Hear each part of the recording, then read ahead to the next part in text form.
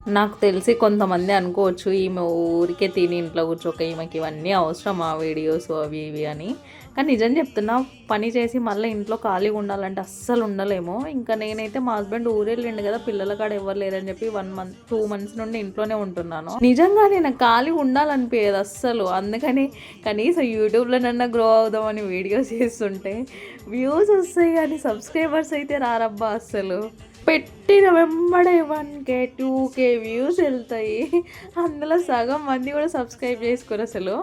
ఏంటో ఇవి నాకే అర్థం కాదు. చూసిన వాళ్ళు కనీసం ఒక లైకో ఒక కామెంటో ఇవ్వచ్చు కదా, నాకు కూడా కొంచెం ఎంకరేజ్మెంటింగ్గా ఉంటుంది.